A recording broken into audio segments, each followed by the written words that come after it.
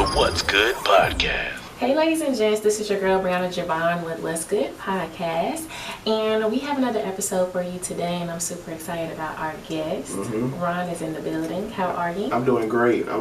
Thank you for having me. You are so welcome. I'm just go ahead and relax because it's gonna get a relaxing show. It is. You know, some people be like, yes, and you know. We just gonna go off of vibes. We're not even gonna be so serious. Okay, let's go then. I like that. All right, so as y'all know, we don't have interviews. Instead, we have genuine conversations. All right, I like that. So let's go into it. Patent that. For somebody take that. So, as y'all know, we always start off with icebreakers. So what is something, as far as like the biggest lesson you learned this year? Whoa. I wish it was an S on that, but lesson, bite off more than I can chew. I feel like when we start something, we tend to look out. So I'm a big picture person, so I'll be like, I'll create this whole thing in my head, and I'm like, you know what I can do? I can go here, and I just go off, and I forget that I have to start with just something simple as a spring. Yes. You get what I'm saying? Foundation. You know, it takes more components to build a pen than people expect. You know, when you ever have a pen come off, you notice all the different components. That's true. So it's like I bit off more than I can chew. I'm a big picture guy, and I see the picture. And so when it's so big and elaborate, things that I do, I tend to tell people, and you got to understand that when you walk into a room with an idea, it's hard to basically get people to buy in when you're the only one that understands the idea. That is true. And so that's what happened. So when I basically was like, yeah, I can do that, I can do that, I can do that, it's like you put on so many hats, and it's like they're trying to catch up to who you are. And it got to the point to where I had to stop, because there was people close to me that I talk every day, and I, you know, may express ideas or express like, you know, things I would like to do, and they couldn't even, when people say, hey, you know Ron? They're like, yeah, Ron who? And they have to stop and think, who?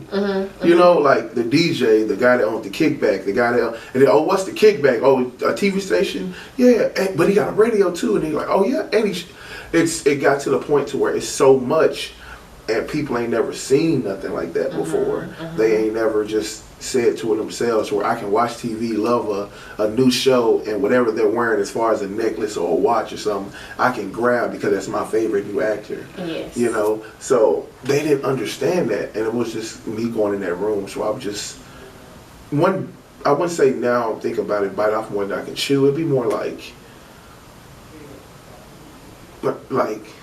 holding off on trying to hit a home run.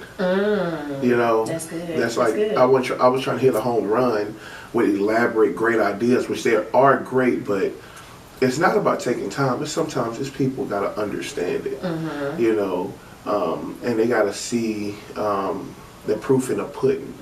It's hard to explain something that people ain't never seen before, and then you're sitting there mad at them because they don't understand. So yeah. Do you think it may be like the breakdown of the explanation of what you're trying to give? Yeah, because when I think so far out, when I talk to you, I'm thinking there. When I need to bring you to phase 1, I'm talking to you on phase 37 because I'm already built phase 37. You get what I'm saying? Yeah. So I was basically talking to people, and the breakdown was so elaborate because not only am I giving you the physical of what's there, right, but what it can become. And sometimes people, they just want to see a candle is a candle. Yeah, that's true. You know, they just want to see it in plain sight. Give to me what it is. What is it? Oh, it's a candle. But then the people that build those candles, they telling you that it's this, it feels good with this. You know, you light this up and it can, you know, cleanse your skin. You ain't never seen somebody say, I light a candle to cleanse your skin. Right. Think about it. But if you came across somebody said, you light this candle in the house and it cleans your skin, they're like, oh yeah, but if you get this eucalyptus and you put this together, you be like, it's a whole different story. It's like, okay.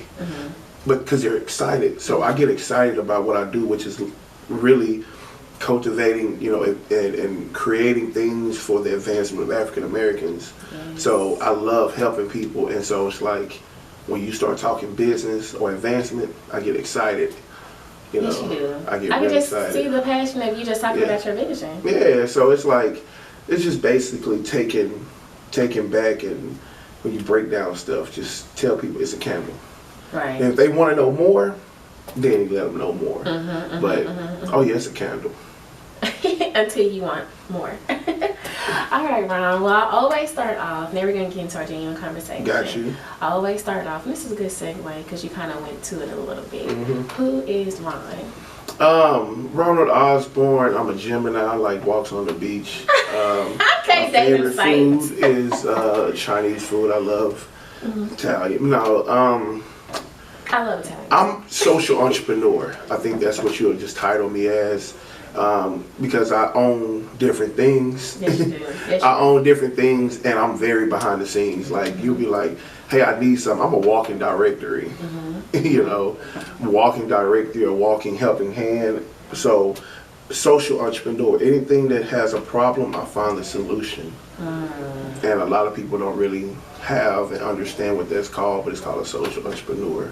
You see a problem, you create the solution, and then you provide the solution, whether it be a platform or a product or a service. And there you go. But you're doing it out of love and not out of, you know, trying to gain money behind it. So a lot of people will say, oh, well, that's just a business. Well, a business, people go into, well, I'm going to make a bar, or I'm going to get a hair care products. We're like, all right, and cool. And then it's like, they say they're helping, but okay, are you doing it for free? And that's a good question. So, with you doing it for free, I feel like certain times, I know with the podcast, I was doing initially, let's do interviews for free, and people was telling me, no, bro, you need to like start charging that. But some people don't get that. I can do this and just sit down and talk to people all day. And so for you, why can you do the things that you do for free? Why can't I? Why can you? Is it because it's a passion of yours, or is it a gift of yours? I make my money through other ways. So take it like this. I actually started off as a podcast. I did not know that. Yeah, the Kickback started off as a podcast. Okay. It really did. I had a couch. I completely had my apartment, took the living room out, and said, between these hours, it's a podcast. The other hours, it's the living room. So I did my walls, and then I have my removable wall panels. You can get them for like $20-something from Amazon. You get like a whole pack of them, and then have my mic set it up. You know, do my little setup like you did the setup before here, and then have my podcast. And so I start off as a podcast, and so people will say the same thing. Ron, you should start charging. I said, no, this is what I'm gonna do. I bring those people in, right? So as they talk about their business, what happens is they're actually doing reviews. So what's up? Yeah. I'll make my money off the reviews rather than trying to charge you to come do an interview. You're going to be like, nah, whatever. I'm going to do that interview, and guess what? After we do that initial interview, you provide that product, and I'll do a continuation review. Wow. Now you got what? Every time you drop a product, every time you drop a service, I'm your person. To go to. Give me my money. That's legit though. And so you find ways to still, like, it's like a lead way to something else.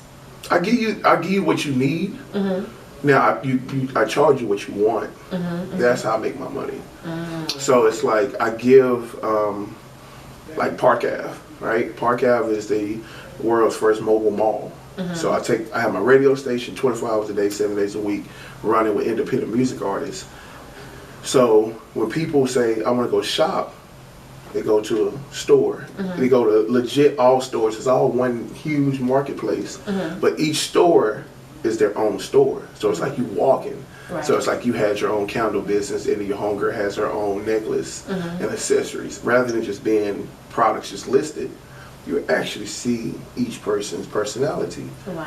And so I provided that for free. And so people are like, well, how you make your money? Well, every time somebody buys something, I get my percentage. So it's on the back end. It's on the back end. See, I'm a more person of back end things, because when you're trying to charge people in the beginning, it's like, why am I paying you for something that's not proven? You have no proof in the pudding. You have nothing. And even when I do, I'm one provided to you for free at or at the lowest cost possible because I want to see you make it. Because the minute you have genuine people around you, That's true. I'm gonna make my money regardless. I want you to make your money because guess what? When I walk through that door, I want you next to me. I don't want to walk on alone. So I've always felt like that. I've always gave a lot of stuff for free because I know I can do it on my own. Right. I can do your job. I can do my job. I can do a lot of people's job because I have love and determination to do it. That's And, amazing. and I make my money through other things. So right now I be building websites for people, and you don't even see me, Talking about no talking about website. it. But if you look at Park Ave 17, I built that from the ground up. In every single store, I built it. So people look at me like, oh, can you do me a website? Well, I built like 35,000 some websites. So it's like, So you're just a man of many hats. I got a lot of hats. I got a cowboy hat. I got, all different hats. So it's like, yeah, you just basically be, I always fear not being resourceful. I hate not being resourceful. Like, some people like, you can call on me. You can call on me for something. Something, not just for business talk. It can be for, just mental health. There's, people call me for like mental health issues or financial or who else called me? Somebody just Because you are like very open. I know when I first met you, you were just like, "What's up, Bree? This is what's going on. How can I help you? I see this what you got. This is what you got going on." I'm like, you know what? This is a really cool fella. Yeah, I'm not one of those uppity. Even when people contact, here's my number. Right. Some people they want to be the business so bad without no business mentality. Like That's true. the number one thing that a lot of businesses fell on is customer service, and they think it's saying thank you and putting your order in and packaging, but sometimes it's just being reachable. Can I call you? Can I email? There's sometimes when I ain't gonna lie to you, like I be on the go and stuff like that. That's why I'm very selective on certain podcasts and I'm very thankful. I did less. Since I've started, I only did 7. Really? Yeah, I don't do too many. And you was already in the podcast community. Yeah, I don't do too many. Well, I'm very thankful. Yeah, I don't do. I'm not gonna. My whole lifetime, I probably won't go past 30. Really? It's a marketing. And so with that, is there a situation where you do the background before you say yes, I'm gonna come through? So what does that look like when you look up certain platforms? Can you even get to season 2? That's true. You know what I'm saying? Can you get to season 2? What and how are you conducting it? Like, there's people that just basically have like club promoters and people sitting on the couch drinking Henny, smoking a blunt, talking about current events, quote unquote, but really just drama and gossip. Like, what are you doing? What do you provide? How are you affecting the community? Can my daughter or my son, or other people look at your podcast and actually say, I want to be like that person? That's good. Yeah. I mean, because people don't have those conversations, but that is real. Yeah, that's the first thing you said. How real can we get? Yeah, how real can we get? Like, that's real. Like, a lot of people just say, I want to start a podcast. A podcast is nothing but taking Facebook and MySpace and putting the audio tool behind it. Think about it, though. Think about it. Or Twitter. Like, people, it's easy to write something on Twitter and dip. Yeah. It is. It's hard to, it costs money for that. It costs money for this. Yeah. Hell, that book. Yeah. Putting your clothes on. I could easily be in underwear or in a towel and make a tweet and say I'm just affecting the community.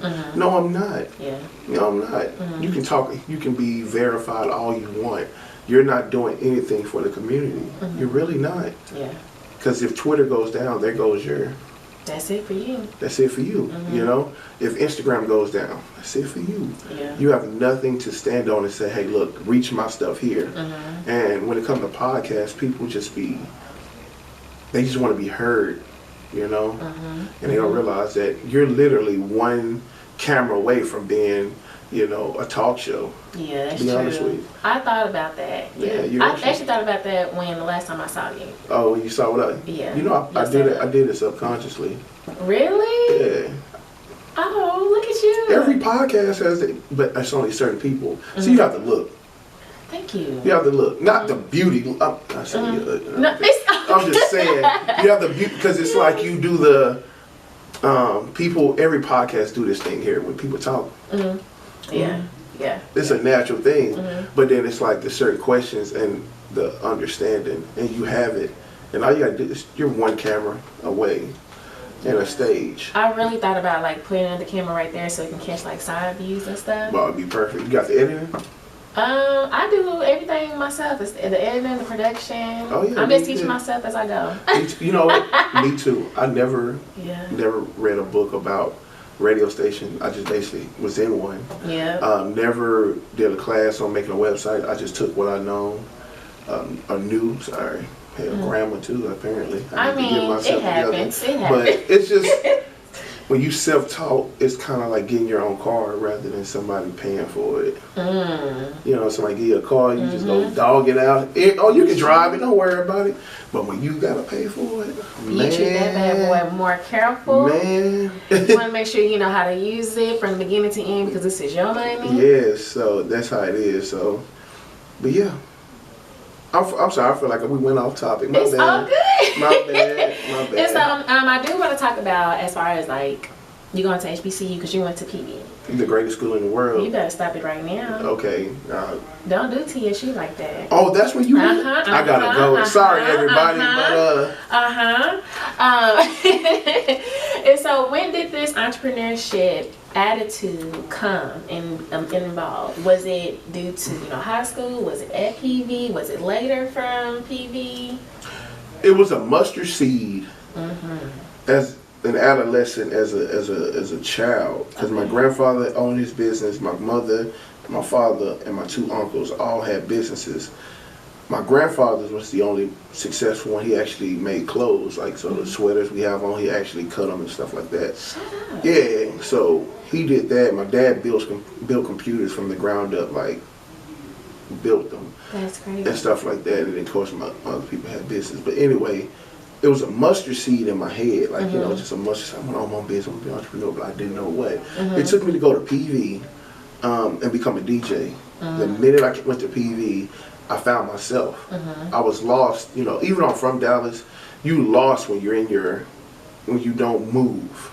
Yeah, And everything is the content. same. Everything's the same. The same food place, the same people, the same ideologies is what changed people.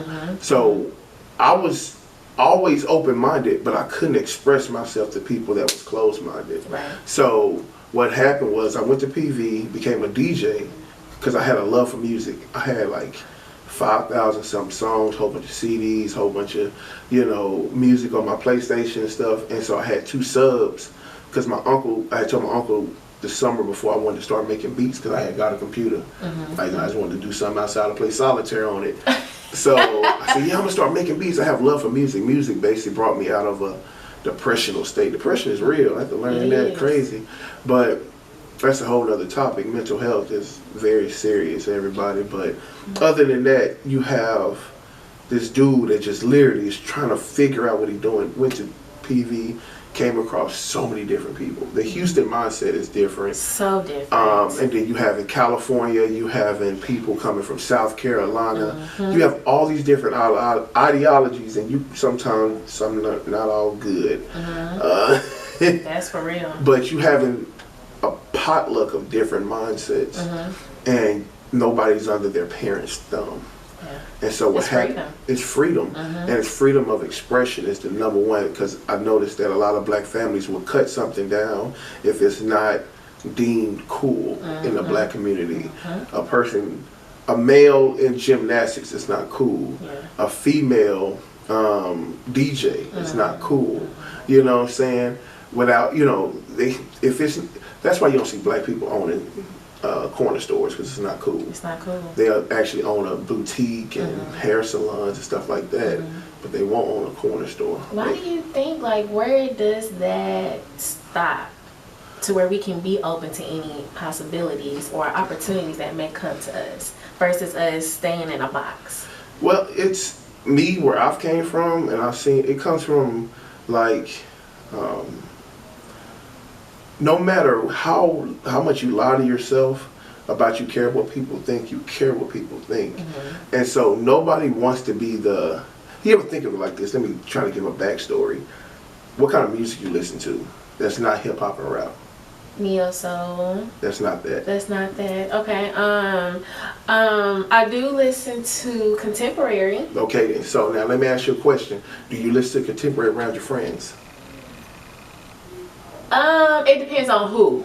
See what I'm saying? Yeah, it depends on who. See what I'm saying? See how the fact is that you have to stop, but you can play neo soul anytime. That's true. You can play R&B, you can play rap anytime That's because true. it's cool in your car. That's true. But you ain't never seen somebody play gospel on the way to the club. That is true. You see what I'm saying? That's true. So they only play it on Sundays or you play it by yourself. You seem to have to be yourself by yourself. If you get what I'm saying? So a person can say, wouldn't have the backing of their family or friends whenever they come to an idea, the same way that you went to somebody in your life that said, I'm going to start a podcast, but you chose who? That is so true. You think about that. You chose who because you don't...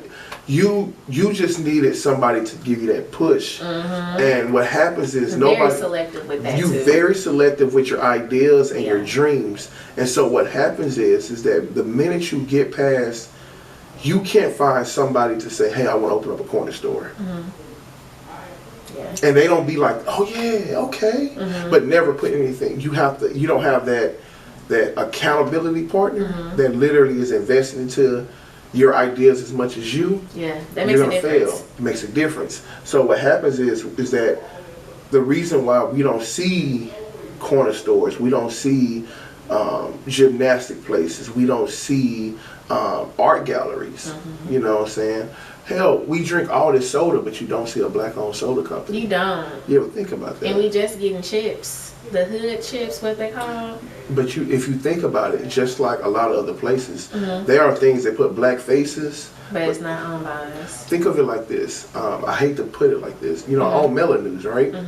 MelaNews is owned and operated by two black people. Me, which is I'm 30, and a young girl named Constance. She's the CEO. She's 24. Come on. She just graduated. 24? She just graduated from Texas State. She's a CEO of a whole news network, and I'm the owner of it. You get what I'm saying? If you look up Black News Network, you come and find one. It's called Black News, actually. And they are a TV station. It's one guy. He's black. But below him, it's all white males. Crazy. That's how a lot of our companies are, to have a black face. So those chips, you know, Nike. Think about it. Look up the CEOs in Nike. Really? Look them up. I never thought. Look at a lot of things that have black faces on it. But they don't put the black people behind pushing it. No. Look at the black people in marketing. Because we are the popular culture. We are $1 trillion worth. That's our net worth. Yes, and so we are. in order to basically get that, if I just gotta basically easily just put a black face in front of it and say Black Lives Matter, then I'm gonna get that money. Don't but if keep a me black talking about company, that. but if That a black triggers company me. says the same thing, people like, oh, yeah, you know. But yeah, back to what I was saying, like basically, in order to be cool, we just gotta